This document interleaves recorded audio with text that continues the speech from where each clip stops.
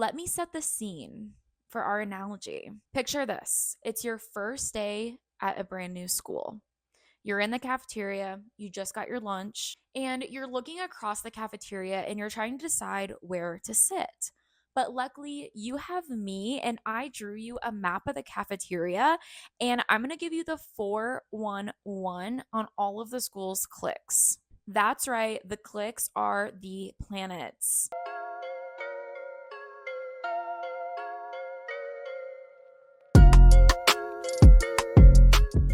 Hi, I'm Taylor, and welcome to my little corner of the internet where I like to talk about astrology and other things. In this video, we are going to talk about the meaning of the planets in astrology. And when I first started learning astrology, I was really fixated on the 12 signs. And I wish that I would have focused on the planets more because it would have made my studying a lot easier. And yes, the sign of the planet is very important, but we must understand that planet foundationally before we can even begin to think about the signs. And this is what no one tells you when you are starting to learn astrology is that once you understand the essence of all of the planets, it makes learning all of the signs so much easier. Trust me. So instead of throwing just random keywords at you about the planets, I've come up with this analogy that I think will help you conceptualize the planets and really understand their archetypal essence. Basically, I'm going to teach you everything that I wish I knew when I was learning astrology. So, whether you are a beginner and you've never even looked at a chart before, or you are a seasoned astrologer, thank you for clicking on this video. I really appreciate that you're here. And I think that this is an analogy that you've probably never heard before. So, regardless of your skill level, I think that you'll get something out of this video. Before we jump into the analogy, I really want to emphasize the importance of the planets in astrology. Everything starts with the planets. I mean, astrology is literally the study of the movements of the planets and how it affects the micro and the macro. The micro being us as individuals, and the macro being the world, collective society. And without the planets, the rest of astrology, the signs, the houses, the aspects, useless, meaningless. Everything starts with the planets. In the context of a birth chart, the planets represent parts of our psyche, and they all hold a key to our self actualization and can teach us on how to live authentically and live in alignment with our birth chart, with our celestial cosmic makeup. For example, we can look to our Venus sign for insights on our relationships and what we crave in connection.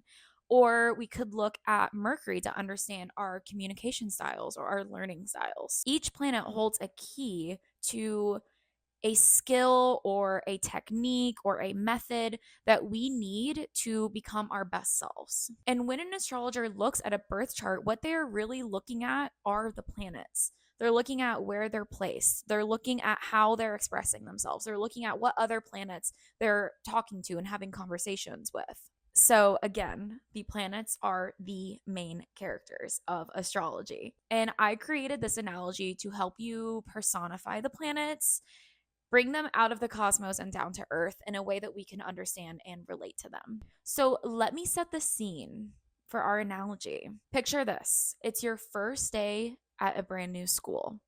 You're in the cafeteria, you just got your lunch. They're serving rectangle pizza today. Yum. And you're looking across the cafeteria and you're trying to decide where to sit. But luckily, you have me and I drew you a map of the cafeteria, and I'm going to give you the 411 on all of the school's cliques. That's right, the cliques are the planets. Just like in real life, these cliques are made up of good friends that have a lot in common, but also have their differences, which keeps things interesting and spicy. All of the cliques interact with each other in different scenarios and different situations, which can lead to some interesting dynamics. So, sitting right front and center in the cafeteria are the luminaries, the sun and the moon. The luminaries, best friends, the dynamic duo. They're like yin and yang, peanut butter jelly, Paris and Nicole. It's kind of giving golden retriever boyfriend and black cat girlfriend. And they're called the luminaries because they do just that. They illuminate the day and night sky, and they also illuminate your birth chart. The sun represents your core ego. It is your purpose. It is your sense of self. It is the energy that you radiate and just put out into the world. In a karmic sense, I like to think of the sun as the reason that you were put on earth, the reason that your soul decided to incarnate in this lifetime and in this body. It is what you are meant to carry out. It is your life's purpose and your life's path. We are here to express our individuality through the sun, through our whole birth chart, really, but it starts with the sun. And every day the sun rises, it takes up center stage, and it's bright as hell. We have no option but to look at it and notice it. And that is exactly how the sun wants to operate in your birth chart. It wants to be seen. It wants to take center stage. It wants to be looked at. The sun spends about 30 days in a sign and takes 1 year to traverse all 12 zodiac signs. The sun is also what gives us our astro seasons. So if someone says happy Leo season, they're referring to that 30-day period when the sun is in the sign of Leo. Speaking of Leo, each planet rules a sign or two of the zodiac. Basically, that means that that planet governs or rules over or is the boss of that sign or those signs. The planet then influences that sign's traits, behaviors, tendencies, etc. So that is actually why I say learning the planets first makes the signs easier, because if you have an understanding of the planets and their general vibe, then you're going to automatically understand the general vibe of the signs that it rules without even needing to read anything about that particular sign. So, all of that being said, the sun rules the sign of Leo. People who are sun dominant in their chart are often bubbly and warm and radiant. They just have this glow about them. And solar people often have a lot of friends and are extremely social. They probably come across very confident and self-assured, but because the sun is so bright, there can be blind spots. So a solar person's shadow side or their darker traits can be egotistical, self-centered, stuck up, etc. Let's talk about the other luminary in this dynamic duo, the moon. The moon represents our inner landscape and our emotions and our intuition. The moon is a little more private than the sun, and I like to think of your moon as who you are behind closed doors. And while the sun is the energy that you put out into the world, your moon is the energy that you like to take in. It's what makes you feel safe and stable and secure. The moon is also very instinctual and primal, and it's often how we just automatically react to situations. And it's worth noting that the moon is associated with the physical body.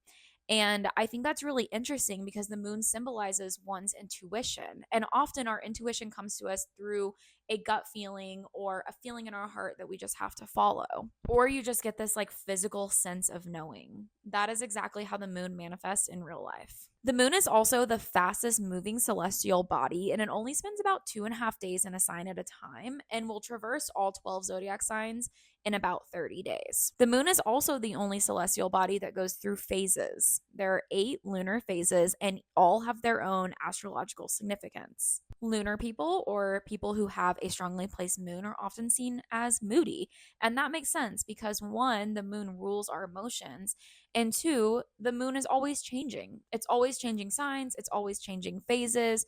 So, just like the moon, lunar people tend to go through these ebbs and flows, and they go through these phases. The moon rules the sign of Cancer, and lunar people are often introverted and soft and sensitive. They're the mom friend of the group that makes sure everyone is okay, makes sure everyone gets home, everyone's hydrating, and they often take on this nurturer or caregiver role because they can so easily see and recognize other people's emotions, and they're so empathetic that they can easily relate to them. They can relate to nearly everyone, and they have the capacity to hold other people's emotions. In film, I like to think of Janice and Damien from Mean Girls as the sun-moon duo.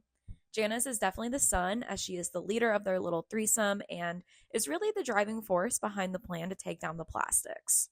Later in the movie, she also challenges Katie that she lost her sense of self and her identity and has been completely absorbed by the superficiality of the plastics. Damien is definitely the moon, as he provides an emotional support and nurturing to Katie that she doesn't really get from Janice. And he also provides a balance to Janice's more direct approach with his own brand of gentle humor and empathy. Together, Janice and Damien create a balanced dynamic that helps Katie grow and adapt to her new environment. So the sun and moon moon are basically opposites, but really they are like two sides of the same coin, and they can't exist without each other, which I think is really cute. Interestingly, the luminaries are also the only two planets that aren't actually planets at all. We all know from third grade science class that the sun is a star and the moon is a moon. But astrology takes a geocentric point of view, which means that Earth is at the center of astrology and we are looking out into the cosmos from our POV on Earth. When astrology was originally formed and developed years and years and years ago, they didn't know that the solar system revolved around the sun. Okay, that's the luminaries. The next table, the next clique, are the personal planets, which includes Mercury, Venus, and Mars. I think it's important to know that as these planets all move in the sky, these specific planets, these three, are never too far away from the sun. So it's not uncommon for you in your birth chart to have these planets in the same sign as your sun. And if it's not in the same sign, it's usually 1 or 2 signs away. So think of this clique kind of as like the greater friend group that the luminaries are a part of. Starting out with Mercury. Mercury represents communication, thinking, cognition, and learning. Anything brainy is in Mercury's realm. And we can turn to our Mercury to understand how we learn, how we take in information, how we like to digest information, and then also how we like to share that information back. I'm sure you've all heard of the learning styles like visual learner, auditory learner, so on. All of that is within Mercury's realm. Mercury lends insight into our communication style, how we tend to communicate, how we like to be communicated back with. Mercury is also our sense of humor. It's what we find funny. It's the types of jokes that we make. Mercury can spend anywhere between 2 and 4 weeks in a sign, and that variation is due to Mercury's retrograde cycle. Yes, Mercury retrograde. If you were a chronically online person, there's no way that you don't know what Mercury retrograde is. But in case you don't know, Mercury retrograde is when the planet appears to start moving backward. The word retrograde means moving backwards. The planet actually isn't moving backwards, but as I just mentioned, astrology takes a geocentric point of view. So we're looking at the cosmos from our POV on Earth. Mercury is moving, the Earth is moving, the Earth is also spinning. So basically, retrogrades are an optical illusion caused by the Earth's movements and the planet's movements. And it's important to note that all planets, except for the luminaries, have a retrograde cycle. The length of that retrograde depends on how far out in the solar system that planet is. So, for example, Mercury retrograde is the fastest because Mercury is really close to Earth and moves really fast in its cycle. Whereas Pluto, the furthest planet, that retrograde cycle is about 6 months because it's so far away. But that's enough about retrogrades for now. Back to Mercury. Mercury rules 2 signs, Gemini and Virgo. Mercurial people are often very chatty and brainy and communicative. They are so wordy and they can talk for so long, but it's just because they love sharing information, whether that is knowledge about a particular topic or just hot goss. Mercury's shadow side can be overly analytical and overly critical. Mercurial people have a tendency to be really hard on themselves and they can be total perfectionists. You can think of Mercury as Brian from The Breakfast Club. And in that movie, he is also referred to as the brain, which is so mercurial. I'm also reminded of all of the geeks from Freaks and Geeks, as I definitely associate hobbies and niche interests with Mercury. Moving on to Venus, talented, brilliant, incredible, amazing, show-stopping, spectacular. I'm sorry, I said that I wouldn't let my personal bias get in the way of this educational video, but I love Venus and Venusian energy. Venus is associated with all things love, beauty, and relationships. We can turn to our Venus sign for more information and insight around our relationships and our connections. So many people turn to astrology to understand their love life. They want to understand, who is my partner, who am I supposed to be with? What do I need in a relationship? Your Venus can tell you all of that. Your Venus, it's your love language. It's how you want to give love and it's how you want to receive love. Your Venus sign can provide valuable insight into your patterns in relationships. If you're always running into the same issues, dating the wrong people, the same type of person. Venus is also associated with all of the shadowy sides of love, like jealousy and possessiveness. Venus is also associated with our values and what we deem important in relationships and in life in general. She's also associated with tangible value, so like money and finances. And Venus can provide insights into your relationship with money, on, your habits with money and what you like to spend money on. She's also closely tied to our style and aesthetic. You can really lean into your Venus to help you find your personal style in clothes, makeup, hair, accessories, but also your style of your home. Basically, your Venus is what you find beautiful and what makes you feel beautiful. Venus spends about 30 days in a sign, and it takes about a year to traverse all 12 signs. And she rules two signs, Taurus and Libra. Like solar people, Venusians can have a lot of friends or multiple friend groups, and they kind of have this magnetic aura that attracts people to them. They're pleasure seekers, and they want to be surrounded by beauty and pleasure at all times. The shadowy side of a Venusian can look like overindulgence, obsessions, or codependency. Venus is the popular girl in the high school movie. Everyone in the school knows who she is and wants to be her friend. If we're keeping with the Breakfast Club analogy, I'm picturing Claire as this Venusian archetype. I also think that Regina George and Sharpay Evans would kind of capture this vibe. They're all beautiful, they're all popular and well connected, but they also face challenges when it comes to their relationships, like Claire dealing with peer pressure, Regina having fake friends who are literally terrified of her, and Sharpay just not being able to date the guy that she wants to date. The last member of this clique is Mars, and I think that Mars is a very misunderstood planet, especially when you are starting to study astrology. He gets a bad rap for representing our anger and our aggression, but I think that this definition is a little violent and hyper masculine. And while it is true that those things are associated with him, I like to think of Mars as our passion, our energy, and motivation. Your Mars holds the key to what really drives you, to what really motivates you. Mars expresses himself whenever you are really fired up or worked up about something, especially whenever you are in competition or sport. That is Mars's realm. Mars can also reflect your energy levels and what charges your battery back up. Now, Mars will spend about a month and a half to 2 months in a sign at a time, and it takes about 2 years for him to traverse the entire zodiac. Mars rules two signs, Aries and Scorpio. Martian people are often strong willed, assertive, self assured, and driven. They can seem like they have just a lot of energy and that they're able to do a lot and take on a lot. They might be a bit competitive. I wouldn't want to be in a friendly competition with a Martian person. They can also be really direct with how they communicate and how they do things. Martians are very action oriented, and they will pursue their goals unapologetically, without any shame, without any guilt. The shadowy side of Mars heavy people could look like anger management issues, extreme cutthroat competitiveness, and just flat out mean. So if Venus is Regina George, then Mars is Aaron Samuels. If Venus is Sharpay Evans, then Mars is Troy Bolton. Because I incorporate mythology into my astrology practice, I like to think of Mars and Venus as being booed up. I'm forever shipping Venus and Mars. Mars is the school's athletic department's pride and joy. They don't care that he can sing. His ass is going to play basketball. But you're a playmaker, not a singer. Hey. Did you ever think maybe I could be both? His picture sits in the trophy case next to all the awards and trophies that he's won for the school, and they are definitely retiring his jersey number once he graduates. Okay, so to recap, the personal planets are Mercury, Venus, and Mars, and they do hang out with the luminaries every once in a while. So the 5 of them together are called the inner planets. So think of this as like their group chat name. And if you look at a diagram of our solar system, it becomes more obvious why these 5 are considered the personal planets. See how close they are, like in comparison to the rest of the planets?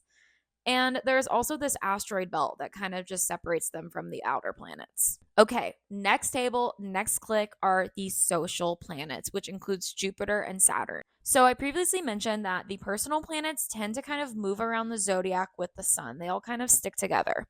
That is not the case for Jupiter and Saturn, who spend about 12 years and 30 years respectively in a sign at a time. So think of the social planets as the upperclassmen who they don't really hang out with the personal planets, but like they might see each other at a party.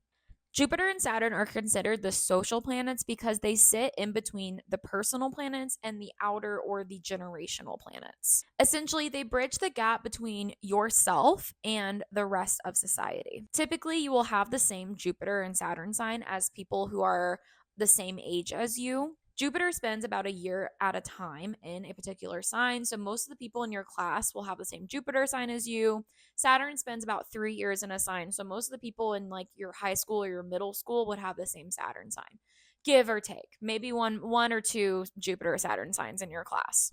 But I like framing Jupiter and Saturn this way because I think it's easier to make sense of them as the social planets when we think about them like this. AstroWiki, aka my personal Bible, explains this concept very well. The social planets further represent themes which transcend the individual. With Jupiter, these are values and ideals such as morals and ethics, which help give a coherence to society.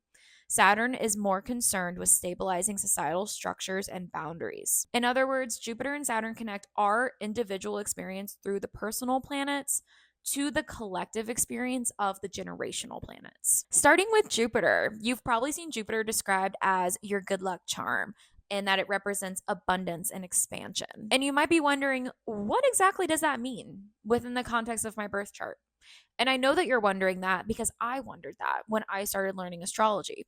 I was like, what the fuck is my abundance? Basically, Jupiter is where we get to be big and where we get to take up space. Your Jupiter can indicate what comes naturally and easily to you, like just your natural skills and talents. It is your good luck charm, and it can represent where you might receive extra blessings or where things just might be really easy. Basically, it's where the universe is aligned in your favor. Your Jupiter is your optimism that you get to share and put out into the world. And whereas Mercury is the brainy student, Jupiter is the wise teacher, and your Jupiter can suggest what you were meant to teach others about, what you were supposed to share your knowledge and your expertise on. You can look to Jupiter in your chart to understand where you were supposed to expand, what you were supposed to teach others about, and where you can be extremely successful. Your Jupiter is where you sparkle. Jupiter rules 2 signs, Sagittarius and Pisces. A person with heavy Jupiter placements will always be thinking about the big picture. Don't bother them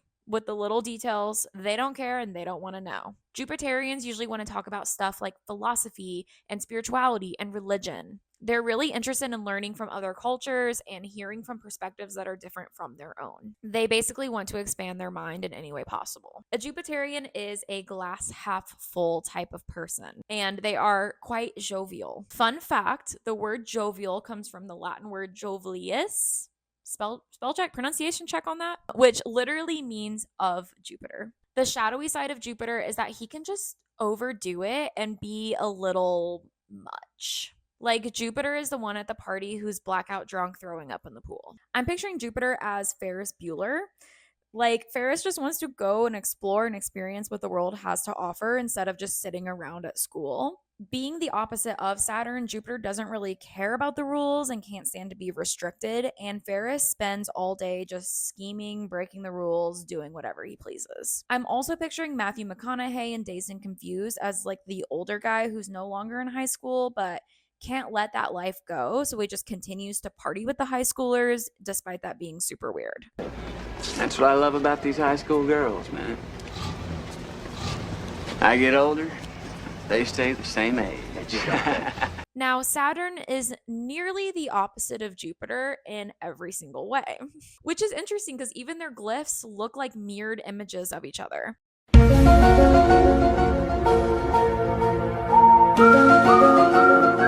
Where Jupiter expands, Saturn restricts. Like Mars, Saturn kind of has this bad reputation of being not fun. Saturn is associated with rules, regulations, restrictions, guidelines. Boring! But as a Saturn-ruled person, it is my astrological responsibility to flip the narrative. Saturn represents our discipline and the structures that we create for ourselves. Saturn helps us get shit done. Jupiter can have all these big ideas, but Saturn is the one that actually brings those ideas into reality because he is able to build a structure or a system that allows those ideas to come to fruition. Saturn also represents our maturity and can suggest where we need to take ourselves seriously. Saturn is the bringer of the dreaded Saturn return. which is the astrological equivalent of basically growing the up and becoming responsible for ourselves. Your Saturn return is your astrological mark into adulthood. We say that you're an adult when you turn 18, at least here in the United States. Astrology says that you're an adult when you're 30, after your Saturn return. Saturn rules two signs, Capricorn and Aquarius. Saturn dominant people may come off very serious and stoic. They probably seem really responsible, like they're the ones to have a 401k at age 22. And I say that as a Saturn ruled person who did have a 401k at age 22. Saturn dominant people can be really hard on themselves, and they believe that nothing they do is good enough because they have such high standards for themselves and for others. Please check on your Saturn dominant friends. We're not okay. So, if Jupiter is the fun party boy, then Saturn is the one that doesn't get invited to the party at all. But that's okay. Like, Saturn doesn't want to be invited to the party. He has homework to do, he has an exam to study for. Yet, Jupiter drags him out to the party anyway. And at the party, Saturn is the one that is really worried about the parents coming home early or like someone calling the cops. And they are just keeping an eye on everything, making sure everything's cool, making sure that nothing gets too crazy. This analogy is making me think of my own high school experience and how I was never invited to parties. I think there are two characters that really capture the essence of Saturn, both in a Capricorn way and an Aquarius way. Lindsay from Freaks and Geeks and Kat from 10 Things I Hate About You. Lindsay is seen as the good girl by her parents and struggles with balancing her academic responsibilities with her desire to just break free from expectations and just live her life as a teenager. And that definitely embodies Saturnian themes like dealing with limitations and responsibilities. Quick sidebar, Lindsay Weir is a character that I relate to very deeply, and I strongly believe that she has the same big three as me. Kat is a principled and independent thinker, and she often challenges authority and societal norms. She has a strong moral code, and she is disciplined in nature, and that really sets her apart from her peers. Party is just a lame excuse for all the idiots at our school to drink beer and rub up against each other in hopes of distracting themselves from the pathetic emptiness of their meaningless consumer-driven lives. So to recap, Jupiter is the cool, popular kid. Saturn is the class president. They're both upperclassmen, and they would interact with the luminaries and the personal planets at a party, because remember, Jupiter and Saturn are the social planets. So that is where the luminaries and the personal planets would kind of see and interact with the social planets, with Jupiter and Saturn. Okay, moving on to the final clique, the generational planets. And yes, I put my glasses on and I put my hair up. Don't worry about it. The final clique of the generational planets includes Uranus, Neptune, and Pluto. And this clique is not composed of students. No, these planets are actually the teachers at the school. And I guess that they just eat lunch in the cafeteria instead of the teacher's lounge for some reason. Again, don't worry about it. Anyway, these planets are referred to as the generational planets because they move so slowly through the signs, thus to end up defining different generations. I know you're familiar with the different generations: Boomer, Gen X, Millennial, Gen Z, Gen Alpha. Each of these generations are defined by distinct outer planet transits. For example, if you have Pluto in Sagittarius, then congrats, you're a Gen Zer. To give you an idea of how slow these planets move, Uranus will spend about 7 years in a sign and takes 84 years to go through all 12. Neptune will spend about 14 years in a sign and takes 165 years to complete a full cycle.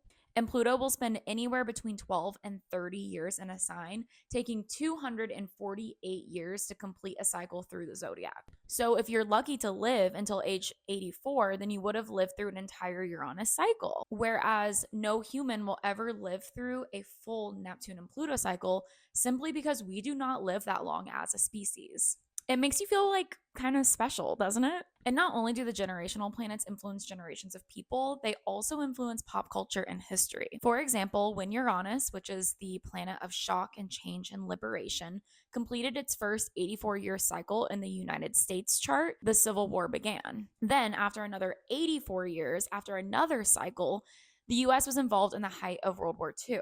Uranus is actually completing its third cycle for the US in 2025. Should be super chill. Nothing to worry about. Should be super, super cool. As another example, in 2008, Pluto moved into Capricorn, and that year there was also a Uranus-Saturn opposition. suggesting a sudden change or shock to our systems and structures. And we all know that the Great Recession started in 2008. Personally, I love this branch of astrology so much. It's called mundane astrology, and I hope to make more videos about mundane astrology in the future. But let's take a look at each planet individually, starting with Uranus. Astrologers don't say Uranus, we say Uranus, and I think that's kind of beautiful. Except for there are some astrologers who say Uranus. Like, is that really that much better than Uranus? Uranus's archetype is the visionary or the rebel. As I just mentioned, Uranus is the planet of liberation, of revolution, of rebellion. At a societal level, he's associated with democracy. Uranus is also associated with progressive thinking and radical ideas, and this can manifest in society as social reform, equality, and just new ways to improve society in general. Things like social justice and environmental causes and anything aimed to make the world a better place falls in Uranus's realm. Uranus is also associated with new discoveries, scientific advancements, and even electricity. Basically, he is here to shake shit up and usher in change. If you're familiar with tarot, Uranus is definitely the Tower card. I picture Uranus as this eccentric science teacher. Like, he's the type to be tinkering with a project, building a robot out of junkyard scraps, playing with a Bunsen burner, that type of stuff. I picture Doc from Back to the Future as this Uranian type. And although he isn't a science teacher in that movie, he's always coming up with these wild experiments and inventions and is constantly pushing the boundaries of what is possible. On a personal level and within the context of your birth chart, Uranus can indicate where you might be a little more unique, a little different. It's where you march to the beat of your own drum, and it's where you might be a little more eccentric than other people. It's our urge for freedom and independence. Okay, moving on to dreamy Neptune. Neptune is associated with fantasy, enchantment, universal love, healing, spirituality, the divine, all of this good stuff. Neptune governs the realm of the subconscious, so things like dreams and illusions and the mystical parts of life all live within Neptune's realm. If you are familiar with psychology, things like primordial images and archetypes are also associated with Neptune. Neptune is also associated with transcendence because he blends the boundaries between heaven and earth. This is also why Neptune is associated with drugs and alcohol. On a similar note, Neptune can bring confusion and deception. He blurs the lines between fantasy and reality and makes things a little hazy and foggy. It's kind of hard to see through Neptune's haze. Because of this and the association with drugs and alcohol, Neptune can symbolize escapism and addiction. On a collective level, Neptune influences pop culture from music to art to photography to film to fashion trends. Because Neptune is associated with illusions and deception, weird things like conspiracy theories and propaganda kind of fall in Neptune's realm as well. And being associated with spirituality, Neptune can usher in different eras of spirituality. For example, Neptune has been in Pisces since 2011 and has kind of brought in this new like witchy new age wave of spirituality where people are turning away from organized religion and tuning into their intuition through things like astrology, tarot, and witchcraft. In the context of your birth chart, Neptune can symbolize and represent your creativity and your imagination. It's your spiritual practice. It's also where you might let your boundaries slip a little bit. Some astrologers consider Neptune as a higher octave of Venus. So Neptune is really associated with all of those Venusian themes that we were talking about previously. Whereas Venus is more concerned with connections with other people, Neptune wants to experience a sense of oneness with all living things. I think that Mr. Keating from Dead Poets Society is a great example of a Neptunian teacher. He has an inspirational and idealistic approach to teaching, and he fosters a sense of spirituality and a quest for deeper meaning in life through literature. He encourages his students to explore their inner selves and connect with their emotions. And his compassion and sensitivity create a supportive environment for the students, which offers a form of escapism from the rigid and conventional norms of their academy. We don't read and write poetry because it's cute. We read and write poetry because we are members of the human race, and the human race is filled with passion. Medicine, law, business, engineering, these are noble pursuits and necessary to sustain life. But poetry, beauty, romance, love, these are what we stay alive for. And finally, Pluto. I will never forget in 2006 being told as a 5th grader that Pluto was no longer a planet. I was shocked. I was devastated. How could a planet be a planet and then one day it's not a planet? Who makes that decision? Who authorizes that? I was pissed as a 10-year-old. Anyway, Pluto is associated with intense transformation, power, and regeneration. Think of a phoenix rising from the ashes. That is Pluto's vibe. If Uranus is the Tower card, then Pluto is the Death card. He is even associated with the underworld. It's very literal. Pluto symbolizes the process of death and rebirth, and he's going to tear down whatever is outdated, whatever is harmful, whatever is not working, and create that space for something new to grow in its place. Things that live in Pluto's realm include things like secrets, hidden motives, enemies. Basically, anything dark and shadowy is Pluto. In the context of your birth chart, Pluto can symbolize where you can let go of things that are outdated behaviors, outdated patterns that will ultimately lead to personal growth and transformation. It's where we face our deepest fears and our hardest challenges, but it also has the most opportunity and potential for personal evolution and growth. It's where we can find our biggest strengths. It's our power. I think that Pluto is really cool when we think of him in the context of personal growth. Because Pluto moves so slowly through the 12 signs, Pluto will only transit a handful of houses in your entire lifetime. So wherever Pluto is transiting, think of that as the challenges that your soul chose for this lifetime.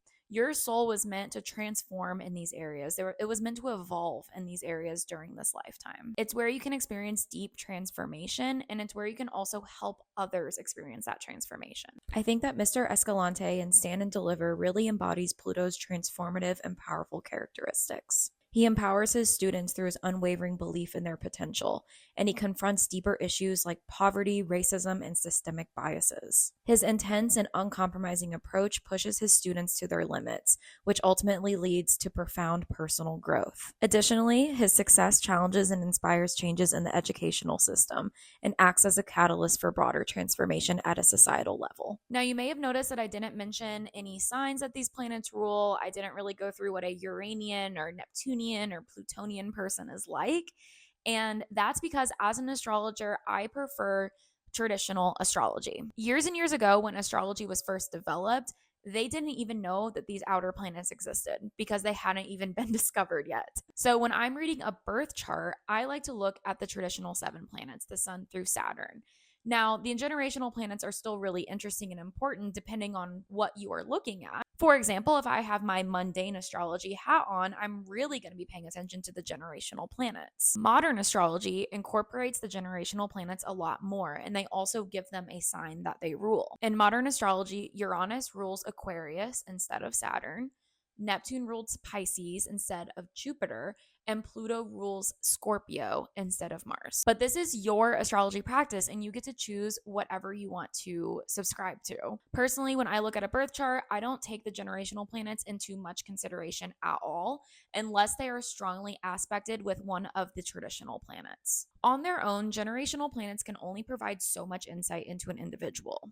It's like saying you know everything about someone because you know that they're a millennial. Sure, you can make some inferences based on that information, mostly how they fit into and relate to the rest of society, but that doesn't really tell you much about that person as an individual. But like I said, this is your astrology practice, and you get to choose if you want to use traditional astrology or modern astrology. So many beginners hate being told that they can just choose what they want to do, but it's true. Okay, so now that we are more familiar with all of the planets, let's recap the analogy one more time. We have our 2 besties, the luminaries. They are friends with the personal planets, and together the 5 of them make up the inner planets. Then we have the upperclassmen, the social planets, who the inner planets would see at a party or at prom or at homecoming or whatever. And then finally, we have the generational planets, who are like the teachers at the school. If you're a beginner, I really hope that this analogy and these cliques help you understand the planets a little bit better and the role that they play in your chart. If you are just starting out in your astrology studies and you don't really know what planet to begin with, I would recommend just going in the order that we discussed them in this video. So starting with the sun and moon, and then moving all the way through to Pluto. If you're familiar with astrology, I hope that this analogy gave you a new and fun way to explore a chart and just a fun way to bring the planets to life. In my next video, I'm going to break down the 12 zodiac signs and explain them in the way that I wish that they were explained to me when I was trying to learn astrology. You already know that I have an analogy locked and loaded and ready to go for that video. So be sure to subscribe so you don't miss that video and any future videos. If you have any questions or thoughts about the planets, I would love to hear them and we can continue the conversation in the comments. I wanted to thank you for clicking on this video and sticking around until the very end. And with that, I will see you next time. Bye.